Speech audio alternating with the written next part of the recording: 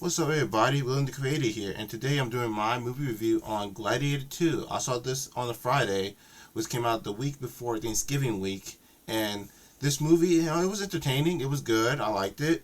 It was rushed, especially the ending. The ending, they rushed it a lot.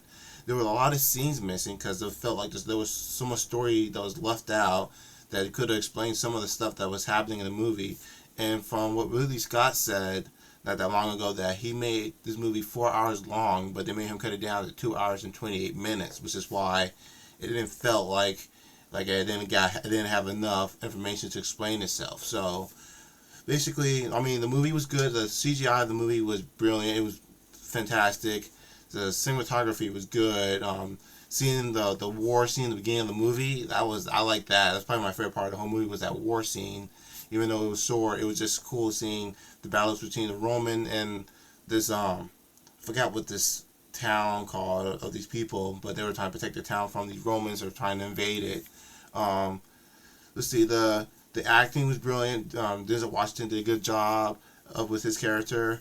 Pedro Pascal was good with his character. There was a twist in the movie that I didn't see, that I kind of saw coming ahead of time, but it was at the same time, it was like, yeah, I was expecting this was going to happen, and it did happen. So that's one interesting thing. I don't think a lot of people actually caught that twist, but they did, and they would have known. I caught it when I watched the trailer, so if you watch the trailer, you probably know what I'm talking about, the type of twist. But other than that, I mean, the movie wasn't bad. It wasn't bad. Just like I said, it was just rushed. Like, they just rushed the movie instead of explaining some things like the twins that are now the rulers of Rome. Like, how did they get to become rulers of Rome, even though this film is like 16 years from the first one? It came out in 2000.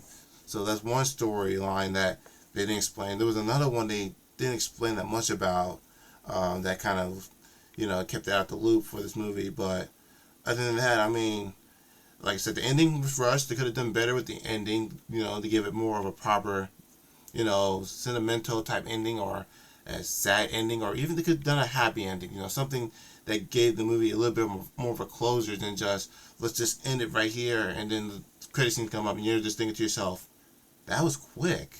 They could have just lingered the ending out to a point where they can say, hey, okay, this is how it's going to end, and they can give people some type of emotion leaving, like they can be happy, like I said, or sad, or something. Just give us something. But, I mean, and then the way they transitioned the movie from the first one, how they kind of connected to each other, it was a cool concept. I seen it coming, the concept of the movie, of the, how the first one leading to the second one by the trailer. Because when I watched the trailer, I was like, yeah, I can see how this happens. I don't think some people don't know how they were going to do it until they watch the movie, and then they're like, oh, so that's how they're connected.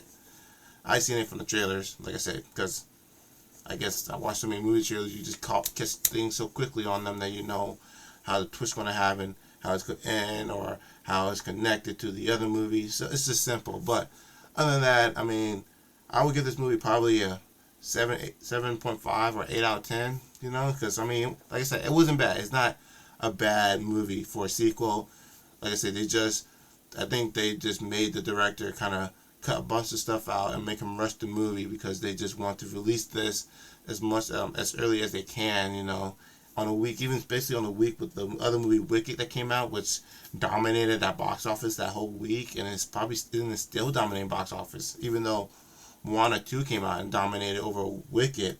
They both are going like head to head right now in box office. But I mean, Gladiator 2 is a good movie. I would recommend anyone who wants to see it to go watch it. So, so let's take a chance with it, and I'll see you on my next video.